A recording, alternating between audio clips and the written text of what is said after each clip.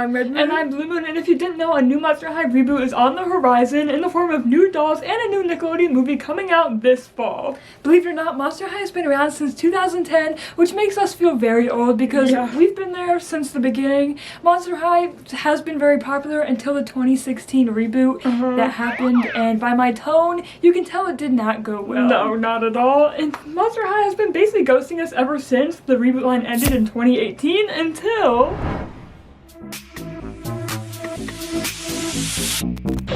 Mattel released hot couture dolls for old fans of the brand on February 18, 2022 that were inspired by the original three ghouls, Claudine, Draculaura, and Frankie. I acknowledge there were collector dolls in between 2018 and 2022, but we're not getting into those in this video. We got Claudine because she's our fave, and also she's expensive. She was like $60 and we didn't have money for all three of them. Roughly 3 months later though, we did make this irrational purchase because Mattel decided to release pre-production dolls on Friday, May 13th, Friday the 13th to be exact, where they just remade the first original wave of the dolls to hype up their pre-existing fans. Yes. And which was me. I already have Claudine. And I bought her again. We have two old Claudines. They got me good. Yeah. And we got Draculaura. Oh yeah. And I've never actually owned a Draculaura doll before, so I bought her. Yeah. She's pretty. I had to pay a scalper for this. Because people were snatching her up. People were snatching these up.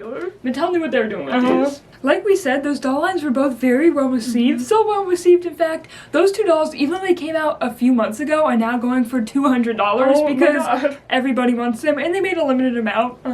After those dolls were released, images and trailers for the new 2022 reboot came out, and fans of Monster High were kind of disappointed because they're hit with images like these. You're dressed normal? Where's your costume?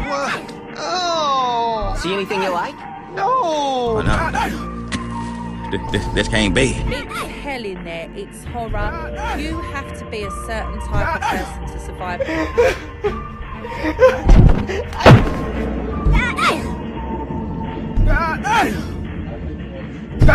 Here's why we think the 2022 reboot will be just as bad, or maybe even worse, than the 2016 one. First, I just personally think it's a bad marketing strategy to hype up old fans for a month just to slap a reboot in their face that's very similar to the 2016 version that kind of ended their whole brand for a while. I understand Monster High can't survive off of old fans, and like I understand why Mattel is trying to, you know, reach out to new audiences, but I don't understand why they have to redesign the entirety of Monster High to appeal to kids, because remind you, the old Monster High was marketed towards children also, and we were children when they came out. We were like 9 when we got the first Monster High dolls, and we loved them so much. But let's get into why Monster High has so many diehard fans out there today, including us, and why the brand was so successful in the first place.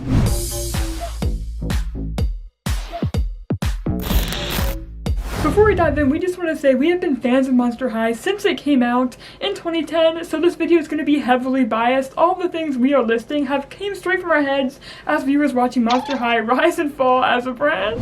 Reason number one as to why we love the old Monster High dolls so much is because at the time they came out, they were completely unique. This girl is a fish. So obviously they didn't follow what their predecessors were doing and didn't take the safe route. Every other doll at the time was either Barbie or a doll that looked exactly like Barbie. They were usually white or job-centric dolls with pink branding, and most of the dolls at the time were marketed as everyday girls with everyday outfits like Liv dolls or Polly Pockets. So after a while, they all started feeling the same. When Monster High dolls first dropped, they stood out, to some in a good way and to some of lesser opinion in a bad way, but either way, they stood out from what was on the shelves at the time. Despite their darker and edgier style, they were ghouls and monsters that every girl or guy could relate to in a new way. Their main catchphrase being, "Freaky just got fabulous," boldly stating that it's okay to be different and it's okay to have flaws. They also had fun monster-related puns and put a twist on classic overdone doll line concepts like Gloom Beach and the Dead Tired doll lines. Gloom Beach obviously being a twist on beach lines, and Dead Tired obviously being a twist on the classic sleepover lines. In the beginning, Monster High had webisodes, and they were genuinely really funny and enjoyable to watch, and we rewatched some of the webisodes and their movies recently as 20-year-olds, and I can still say they're genuinely really entertaining. Like, what other doll brand would include a vampire that speaks in a southern accent to be able to steal the hearts of literal ghouls he breaks up with? Literally the funniest thing ever. We rewatched this movie recently, it's called Why Do Ghouls Fall in Love, and he was in there, and we were literally laughing at this for like 20 minutes. I forgot he had a southern accent. He started speaking, like, all eloquently on the phone, and I was like, whoa, did not remember that, and then he hangs up, and he just speaks like normally. Surely, anything for you, darling. You hear me? If you don't clean up all this backwater. Yes, Mom. Chores first. Hang up. Apologies. I could talk about him forever, but Monster High is funny, yeah. Reason number 2 as to why I think Monster High is so great is that I felt really connected to every single character that came out. Sometimes I would solely buy a doll just because I love their character in the webisodes. I think naming every single doll and giving them detailed backgrounds just worked really well in Monster High's favor. Even if you didn't watch the webisodes when they were coming out, the back of the boxes told you so much about them, and they came with diaries where you could just read about them, which is just super cool, and I wish more doll brands would do that, to be honest. A lot of Barbie's new friends that come out don't even have names anymore. Even Barbie herself, who's supposed to be a well-defined character, changes her likes and dislikes every decade and switches out friends constantly. Look at this girl, this is the only Barbie I own. Her name is Becky, and there's only one doll of her because Barbie was like, meh, she's whatever, and threw her out like trash. Like, look at her, she's so drippy. How could you do that? Outfit. She's gorgeous. Anyways, I get that Barbie thrives off of kids being creative and making up their own narratives for the dolls, but after kids grow up, they kind of lose their imagination and there's no connection to the dolls anymore, so they usually just end up getting tossed, which I think is why Monster High is so successful, because people grow up and they're like, oh man, I love these characters still, and I think it just works. Reason number 3 as to why the old Monster High was so great was because of their storytelling. The old Monster High dolls were fantasy themed and allowed viewers to dive into a whole new universe. This new line sort of feels like people dressed up as monsters rather than actually being monsters. Their new outfits just feel like really trendy and soon to be outdated. Like, why is Laguna here wearing biker shorts? That just already feels lame. Will the suspect please take the stand? Mr. Goofy, is it? Yeah. Old Monster High dolls wore things that were special to them as monsters and were highly stylized, which makes them feel more like convincing characters and less like people. Dare I say their OG outfits transcend time and are still marketable today, as seen by the Creep production line. And honestly, the new reboot makes me think of this old Monster High MV. They just look like normal people. That's what we're getting at here. Also, I just wanted to mention, I didn't know where to throw this in the video, but Monster High has a lot of guy characters, which consequently, they made into dolls, which for some reason a lot of like doll brands don't do. No. Girls like guy dolls, and also guys like dolls, so it's nice for guys to have dolls of themselves. Yes. And also in the webisodes, they had personalities and would also interact with other guys. With other guys. And they weren't just accessories to the girls like a lot of doll brands do. For example, Rainbow High has been out for like 3 years now, and they only have 3 guy dolls. And they have like 30 girl dolls, I don't know. And AG has been out since the 1980s and have only incorporated guy dolls into their brand in 2017. Yeah. That's crazy. So, I love the guy dolls. Yeah, they're honestly great. I just want to throw that in there. The master, sorry. Yeah. Just want to throw that in there. Moving on. Reason number 4 is that the dolls are super detailed, which I think is something that the new reboots have lacked in the last few years. They're not detailed at all. These dolls are, look at Skeleta. Underneath this dress, she's a full skeleton. They made a whole mold just for her. Like, that is so cool. That's dedication. And I noticed that a lot of like kids who grew up with Monster High like still love them. I've talked to a lot of kids in college who I'll be like, hey, you ever had Monster High? And they're like, oh my god, yeah. Our camera stopped here, but what we were going to say was, a lot of people love Monster High because they are so detailed. Many fans still collect Monster High dolls to this day, including us, since personally we view them as works of art. We've also sold a few and are surprised at how fast they sell. They're really just gorgeous dolls, to be honest. Reason number 5 as to why we love Monster High so much is that they felt very diverse. Even though the characters technically didn't have races, you can definitely feel the cultural influence within certain characters. For example, a lot of the characters had accents, like Claudine had a Brooklyn accent. Because that's what big sisters do. They call you on it when you mess up. Abby had a Russian accent. People here talk too much about too little. Sometimes it's better to just close the mouth. And Laguna had an Australian accent. That's what's messing you up. Don't drongo. Be natural. Be yourself. Were all the accents voice acted perfectly within the webisodes and movies? Not really, but were they there? Yes. Which is really nice to expose kids to, in my opinion. 3 out of the 5 main ghouls had accents, which is just really cool because no other doll brand was giving their characters accents at the time, and really no one else does. Last but not least, Monster High introduced us to the first character we had ever seen as kids that was not boy crazy. We love her for that because at the time I was watching Monster High when I was 9, I did not know that I was asexual. And seeing a character that wasn't obsessed with boys like the other ones, I loved her to death. And I was like, that's a possibility. Like, I always felt bad for not liking anyone. And Claudine showed me that it's okay to not like anybody. And you can be badass and cool. And she's wearing purple. That one. And she's wearing purple. Yes, which kind of matches. I don't know. It's just my headcanon. The creator never confirmed that she was, but in my head, The creator did say, though, that he can see her being a lesbian, because I know a lot of lesbians, like, headcanon her as being lesbian, and I had a whole discussion in YouTube comments about her supposed sexuality, and we all agreed that she's lesbian and asexual, so that's decided. It's decided. Yeah. Which is one of the many reasons we still collect Claudines to this day. Now that we're done showering Monster High in compliments, here's some of the reasons why people did not like Monster High. First of all, you guys have probably heard this one. Over the years, parents complain that Monster High dolls are too scary and that they don't like the gothic style of the dolls to be marketed towards children, which I just think is personally stupid because this is not scary. No, this is good representation, to be honest, because people can't be born like this. Maybe not the mermaid part, but like this. I don't know. I don't think they're scary, and I don't know why people are scared of, like, dark colors. It's not like dark colors are gonna come and hurt you or something. I don't know. Yeah, and the same parents that complained about that probably let their kids dress up for Halloween, so it's kind of hypocritical to me. Unless you're super religious and didn't let your kids dress up for Halloween, it doesn't make sense. And even if you are, why are you gonna complain about the dolls? Just don't let your kids buy the dolls. Just don't buy them. I don't know. The brand also got similar hate to when Bratz came out. Parents called them all sorts of horrible names because they had revealing clothing, which in my opinion I think is just parents sexualizing the dolls, which is something that kids don't think about. Not at all in my experience. And I notice a lot of the time when that critique is thrown around, it's only thrown at doll brands that have a lot of POC characters in it, like Bratz and Monster High, but that's a discussion for a different day. If you look at this doll who's barely showing a leg and a belly, and you call her one of these names right here, I think that's a you problem. Yeah. One of the more valid reasons why Monster High got hate back in the day was because of their lack of body diversity in their dolls. They were very skinny and only varied by height once in a while, except for the guy dolls. The guy dolls did have slightly different body types, but honestly, they weren't really different enough. No. He's the only one that has, like, that's ripped. Built. The other guy dolls are really skinny and have the same body type just like the girls, so. Although I never personally thought Monster High was trying to promote skinniness as a preferred body type, as a kid I viewed them as monsters that had unrealistic body proportions because they were monsters. I mean, some characters had snakes for hair, tails, and green skin. Their body type was the last thing that crossed my mind. As opposed to Barbie, who marketed herself as a realistic girl who did realistic activities and had a realistic job, only to have an unachievable and unrealistic body type. Literally, we've all seen this, right? If Barbie was a real person, she'd literally, like, collapse to the ground and die because, like, she's so skinny. Do you remember that, or am I just crazy? Okay. As opposed to Monster High, whose whole catchphrase, as we said, was "Freaky just got fabulous," which was all about accepting yourself as you and all of your flaws. So I don't think Monster High was giving kids the impression that they were trying to tell them, "You should be skinny! You should like this skeleton!" They were telling people to be yourself, so even if they weren't directly showing different body types, they were telling people that it was okay. It was also probably cheaper to make dolls that have the same body type so you can swap out clothing and, like, not have to resize every piece of clothing you make for a doll.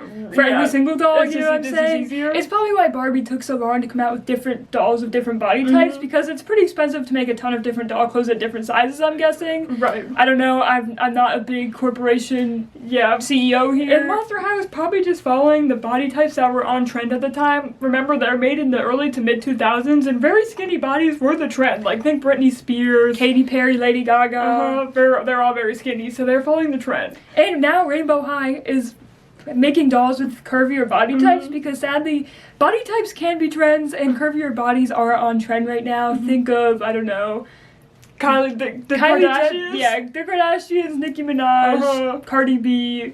I'm not saying it's good that body types are trends. I'm just saying you just gotta remember these are big corporations that are trying to appeal to as many people as possible, so they're gonna jump on everything that they think is bringing more people, including body types, which is sad, but it's true.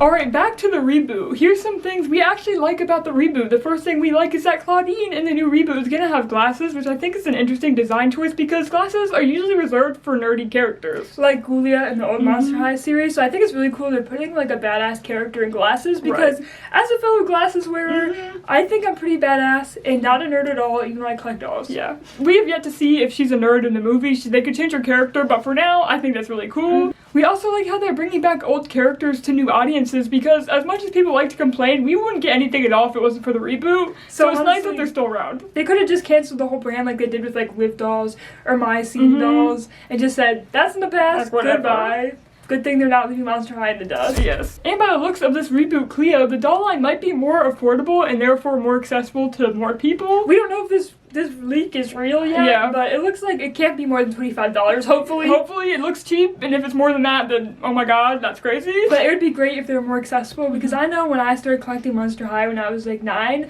they were too expensive, because of course I had to beg people to buy them for me, because I didn't have money when I was 9 years old, and we're twins, so we'd go to our mom and be like, can we please get a Monster High doll? And she's like, that's $20, and $20 a piece is $40, that's too much. Which it is. I don't think dolls should be like $30, which is what Rainbow High is retailing for nowadays. Granted, they're more detailed, but they're really expensive, and that's why I haven't gotten them yet. As a 20-year-old, I don't have money for that. Seriously. So it would be nice if the Monster High dolls are more accessible to people. Also, I haven't heard anyone talk about this. I've heard people shitting on the outfits for the reboot. They're not good at all. No. Like, you could have just bought Halloween. Okay, I'm not gonna talk about their outfits. It's not what this video is about. But I really like Frankie's actor. Like in the one clip that I saw of her, she just seems like really funny and fits the character. Yes. And I've only seen people shitting on the movie and the actors. I think she's really cool. Yes. First day of class tomorrow. I'm all charged up. There is controversy surrounding Claudine's actor. I'm just gonna have this up on screen. I don't know if this is real, but I've seen this controversy around. Yeah, so there's a lot of yikes going on here. So hopefully the movie's good. I don't know.